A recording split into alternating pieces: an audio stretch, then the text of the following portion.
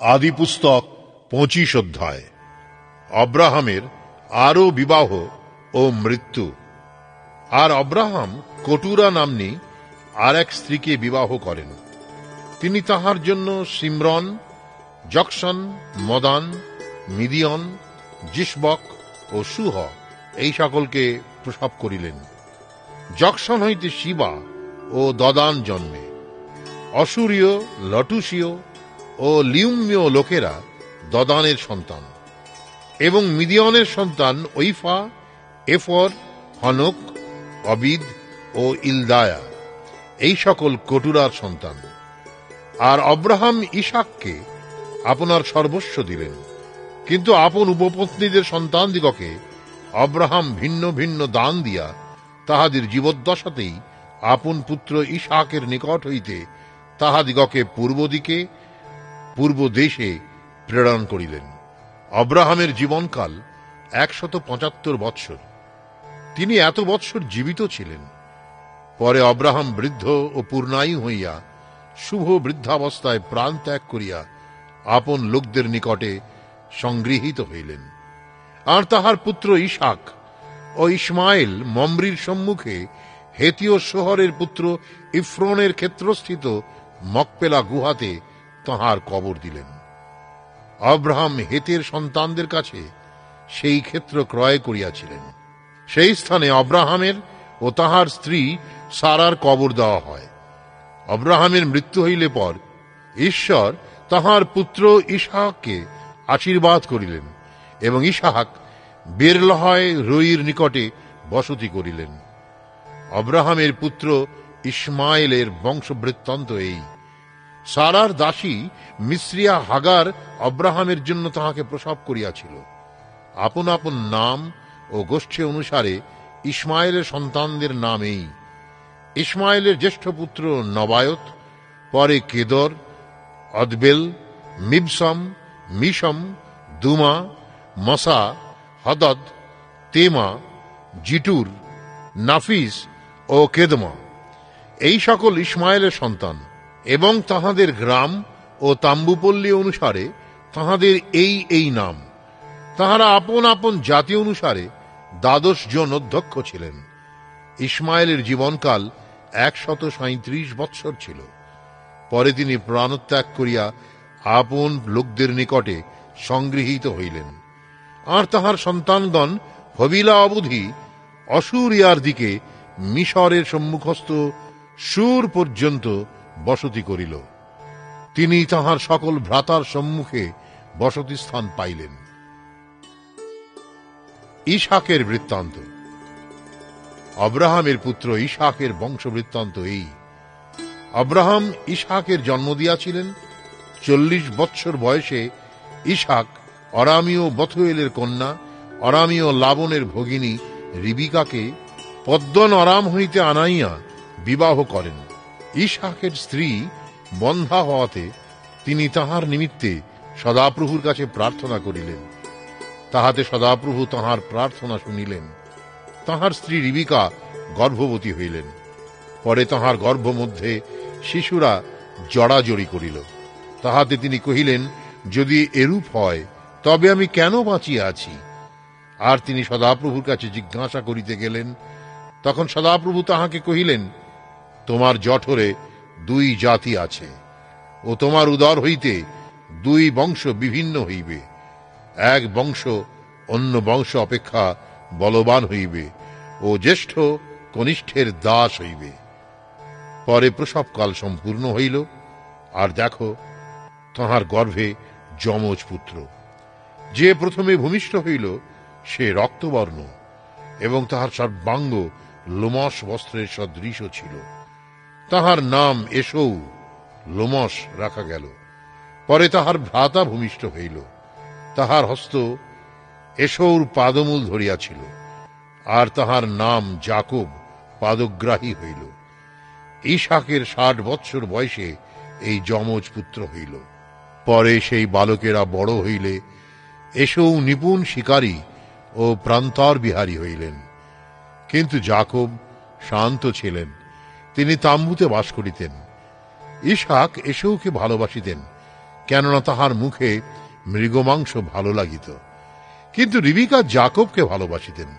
একদা যাকব দাইল পাক করিয়াছেন, এমন সময় এসৌ ক্লান্ত হইয়া প্রান্তর হইতে আসিয়া যাকবকে কহিলেন, আমি ক্লান্ত হইয়াছি, বিনয় করি ওই রাঙ্গা দ্বারা আমার উদর পূর্ণ করো।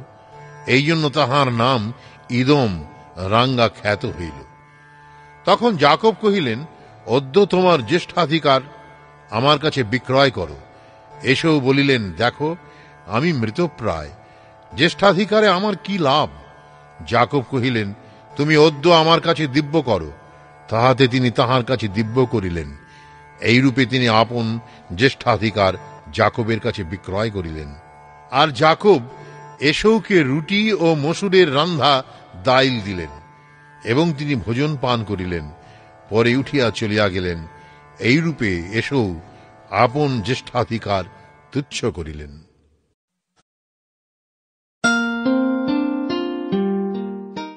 আদি পুস্তক ২৬ অধ্যায়। পূর্বে আব্রাহামের সময়ে যে দুর্ভিক্ষ হয়, তাহা ছাড়া দেশে আর এক দুর্ভিক্ষ উপস্থিত হইল। তখন ইসাক গবারে পলিষ্টীয়দের রাজা অবিমেলকের কাছে গেলেন। আর সদাপ্রভু তাহাকে দর্শন দিয়া কহিলেন, তুমি মিশর দেশে নামিয়া যাইও না, আমি তোমাকে যে দেশের কথা বলিব তথায় থাকো, এই দেশে প্রবাস করো। আমি তোমার সহবর্তী হইয়া তোমাকে আশীর্বাদ করিব, কেননা আমি তোমাকে ও তোমার বংশকে এই সমস্ত দেশ দিব, এবং তোমার পিতা আব্রাহামের নিকটে যে দিব্য করিয়াছিলাম তাহা সফল করিব। আমি আকাশের তারাগণের ন্যায় তোমার বংশ বৃদ্ধি করিব, তোমার বংশকে এই সকল দেশ দিব, ও তোমার বংশে পৃথিবীর যাবতীয় জাতি আশীর্বাদ প্রাপ্ত হইবে। কারণ আব্রাহাম আমার বাক্য মানিয়া আমার আদেশ, আমার আজ্ঞা, আমার বিধি ও আমার ব্যবস্থা সকল পালন করিয়াছে। পরে ইসাক গরারে বাস করিলেন। আর সে স্থানের লোকেরা তাহার স্ত্রীর বিষয়ে জিজ্ঞাসা করিলে তিনি কহিলেন, উনি আমার ভগিনী। কারণ এ আমার স্ত্রী, এই কথা বলিতে তিনি ভীত হইলেন। ভাবিলেন, কি জানি এই স্থানের লোকেরা রিবিকার নিমিত্তে আমাকে বধ করিবে, কেননা তিনি দেখিতে সুন্দরী ছিলেন। কিন্তু সে স্থানে বহুকাল বাস করিলে পর কোন সময়ে ফলিষ্টীয়দের রাজা অবিমেলক বাতায়ন দিয়া দৃষ্টিপাত করিলেন, আর দেখো, ইসাক আপন স্ত্রী রিবিকার সহিত ক্রীড়া করিতেছেন। তখন অবিমেলক ইসাককে ডাকাইয়া কহিলেন, দেখুন, ওই স্ত্রী অবশ্য আপনার ভার্যা, তবে আপনি ভগিনী বলিয়া তাহার পরিচয় কেন দিয়াছিলেন? ইসাক উত্তর করিলেন, আমি ভাবিয়াছিলাম, কি জানি তাহার জন্য আমার মৃত্যু হইবে। তখন অবিমেলক কহিলেন, আপনি আমাদের সহিত একই ব্যবহার করিলেন। কোন লোক আপনার ভার্যার সহিত অনায়াসে শয়ন করিতে পারিত, তাহা হইলে আপনি আমাদিগকে দোষগ্রস্ত করিতেন। পরে অবিমেলক সকল লোককে এই আজ্ঞা দিলেন, যে কেহ এই ব্যক্তিকে কিংবা ইহার স্ত্রীকে স্পর্শ করিবে তাহার প্রাণদণ্ড অবশ্য হইবে। আর ইসহাক সেই দেশে চাষকর্ম করিয়া সেই বৎসর শতগুণ শস্য পাইলেন, এবং সদাপ্রভু তাহাকে আশীর্বাদ করিলেন। আর তিনি বর্ধিষ্ণু হইলেন, এবং উত্তর উত্তর বৃদ্ধি পাইয়া অতি বড়লোক হইলেন। আর তাহার মেষধন ও গোধন এবং অনেক দাস দাসী হইল। আর পলিষ্টীয়রা তাহার প্রতি ঈর্ষা করিতে লাগিল। এবং তাহার পিতা আব্রাহামের সময়ে তাহার দাসগণ যে যে কূপ খুঁড়িয়াছিল, পলিষ্টীয়রা সে সমস্ত বুঝাইয়া ফেলিয়াছিল ও ধুলিতে পরিপূর্ণ করিয়াছিল। পরে অবিমেলক ইসাককে কহিলেন, আমাদের নিকট হইতে প্রস্থান করুন, কেননা আপনি আমাদের অপেক্ষা অতি বলবান হইয়াছেন। পরে ইসাক তথা হইতে যাত্রা করিলেন, এবং গরারের উপত্যকাতে তাম্বু স্থাপন করিয়া সে স্থানে বাস করিলেন। আর ইসাক আপনার পিতা আব্রাহামের সময়ে খনিত কূপ সকল আবার খুঁড়িলেন, কারণ আব্রাহামের মৃত্যুর পরে পলিষ্টীয়রা সে সকল বুঝাইয়া ফেলিয়াছিল। আর তাহার পিতা সেই সকলের যে যে নাম রাখিয়াছিলেন, তিনিও সেই নাম রাখিলেন। সেই উপত্যকায় ইসহাকের দাসগণ খুঁড়িয়া জলের উনুই বিশিষ্ট এক কূপ পাইল। তাহাতে গরারীয় পশুপালকেরা ইসহাকের পশুপালকদের সহিত বিবাদ করিয়া কহিল, এ জল আমাদের। অতএব তিনি সেই কূপের নাম এশক বিবাদ রাখিলেন, যেহেতু তাহারা তাহার সহিত বিবাদ করিয়াছিল। পরে তাহার দাসগণ আর এক কূপ খনন করিলে তাহারা সেটির জন্য বিবাদ করিল, তাহাতে তিনি সেটির নাম সিটনা বিপক্ষতা রাখিলেন।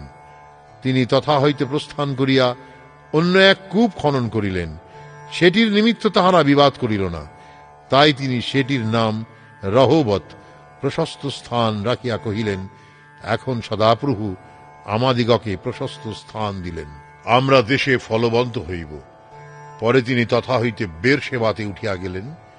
সেই রাত্রিতে সদাপ্রভু তাহাকে দর্শন দিয়া কহিলেন, আমি তোমার পিতা আব্রাহামের ঈশ্বর, ভয় করিও না, কেননা আমি আপন দাস আব্রাহামের অনুরোধে তোমার সহবর্তী, আমি তোমাকে আশীর্বাদ করিব ও তোমার বংশ বৃদ্ধি করিব। পরে ইসহাক সে স্থানে যজ্ঞ বেদী নির্মাণ করিয়া সদাপ্রভুর নামে ডাকিলেন, আর সেই স্থানে তিনি তাম্বু স্থাপন করিলেন ও তাহার দাসগণ তথায় এক কূপ খুঁড়িল। আর অবিমেলক আপন মিত্র অহুশতকে ও সেনাপতি ফিকলকে সঙ্গে লইয়া গরার হইতে ইসহাকের নিকটে গমন করিলেন। তখন ইসহাক তাঁদিওকে কহিলেন, আপনারা আমার কাছে কি নিমিত্ত আসিলেন? আপনারা তো আমাকে দেশ করিয়া আপনাদের মধ্য হইতে দূর করিয়া দিয়াছেন। তাহারা বলিলেন, আমরা স্পষ্টই দেখিলাম সদাপ্রভু আপনার সহবর্তী, এই জন্য বলিলাম আমাদের মধ্যে অর্থাৎ আমাদের ও আপনার মধ্যে এক শপথ হোক, আর আমরা এক নিয়ম স্থির করি। আমরা যেমন আপনাকে স্পর্শ করি নাই ও আপনার মঙ্গল ব্যথি রেখে আর কিছুই করি নাই, বরং আপনাকে শান্তিতে বিদায় করিয়াছি, তদ্রূপ আপনিও আমাদের উপর হিংসা করিবেন না। আপনি এখন সদাপ্রভুর আশীর্বাদের পাত্র। তখন ইসহাক তাহাদের নিমিত্তে ভোজ প্রস্তুত করিলে তাহারা ভোজন পান করিলেন। পরে তাহারা প্রত্যুষে উঠিয়া পরস্পর দিব্য করিলেন। তখন ইসহাক তাহাদিওকে বিদায় করিলে তাহারা শান্তিতে তাহার নিকট হইতে প্রস্থান করিলেন। সেই দিন ইসহাকের দাসগণ আসিয়া আপনাদের খনিত কূপের বিষয়ে সংবাদ দিয়া তাহাকে কহিল, জল পাইয়াছি। আর তিনি তাহার নাম শিবিয়া দিব্য রাখিলেন। এই জন্য অদ্য পর্যন্ত সেই নগরের নাম বেরশেবা রহিয়াছে। আর এসেও 40 বৎসর বয়সে হিত্তীয় বেরির জিহুদিত নাম্নী কন্যাকে এবং হিত্তীয় এলনের বাসমত নাম্নী কন্যাকে বিবাহ করিলেন। ইহারা ইসহাকের ও রিবিকার মনের দুঃখদায়িকা হইল।